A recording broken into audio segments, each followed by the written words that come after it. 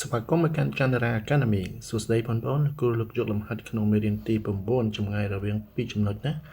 ช่างลำหัดตีบุญนะเอานะโอเคแล้วยังมาอ่านประเด็นออกนี้ช่วงบางให้ทาตรีกรกาตาเมียนกากรณีปีปุ่มไว้ดอกมุ้ยปรามโซนเชี่ยตรีกรสมบัติช่างยังดังให้ตรีกรสมบัติเชี่ยตรีกรในใดchẳng tùy còn sầm bán cứ chỉ tùy có đại miền trong pi pon kia mình chẳng đấy hay có smart kia mình chắc là bây giờ đang thà trong vì pon kia những con thời kẹt là nế rồi vai trong thì mùi này tùy con mùi đồng sần đấy những đó của môn này kẹt này vào phía cứ của môn tu tới cứ bé smart rồi cả đề này x bé đọc a lược trừ cái bột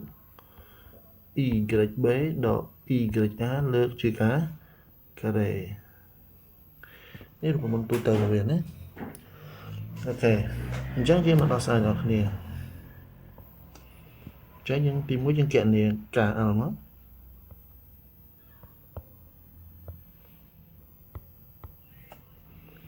ចឹងយើងបានការអលស្មើនឹងឬការ៉េនៃ XL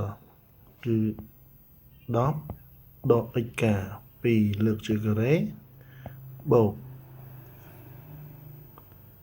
YL គឺ11ដក YK 8លើកជាការ៉េចឹងវាស្មើនឹង10ដក2 8លើកជាការ៉េ64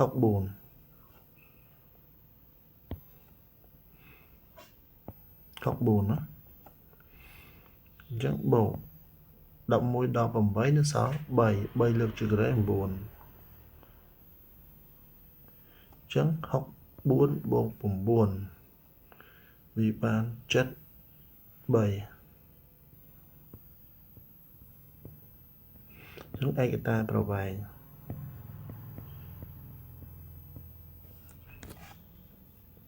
អញ្ចឹងយើងមកកណនីចឹងយើងកណនីការបន្តទៀតចឹងយើងបានការស្មើនឹងឬការ៉េនៃ xm 5ដក xk 2លើកជាការ៉េបូក ym ដក yk លើកជាការ៉េចឹងវាស្មើនឹង5ដក2សល់3ការ៉េ9បូក0ដក8សល់18ដក8លើកជាការ៉េ64ចុះស្មើនឹងឬការ៉េនៅ73ឯកតាប្រវែងណាចឹងយើងគ្រាន់តែដោះស្រាយតែ2ឃើញថា KL ស្មើនឹងឬ73ហើយ KM ស្មើនឹងឬ73ដូចគ្នាអញ្ចឹងយើងដោះស្រាយតែ2ហ្នឹងបានហើយអញ្ចឹងត្រីកោណ KLM មាន KL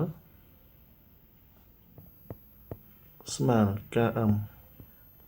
ស្មើនឹងឬ73ឯកតាប្រវែងដូច្នេះ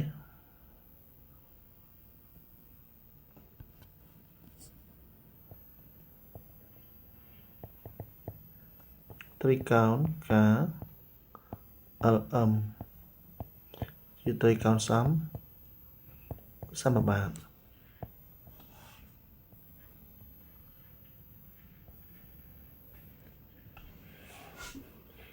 អញ្ចឹងលោកគ្រូមានលំហាត់អនុវត្តមួយកម្ពស់នៃត្រីកោណមួយមានកូអ៊ីឌីណេតដក3 2 9 2និង3 10ចូលគណនាប្រវែងជ្រុងទាំង3នៃត្រីកោណ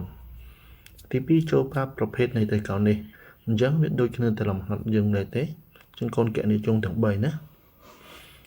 ពេលដែលឃើញជ្រុងទាំង3ហើយយើងអាចសន្និដ្ឋានថាតើត្រីកោណគឺត្រីកោណអីចឹងយើងអាចឆ្លើយតបនឹងសំណួរខបានហើយ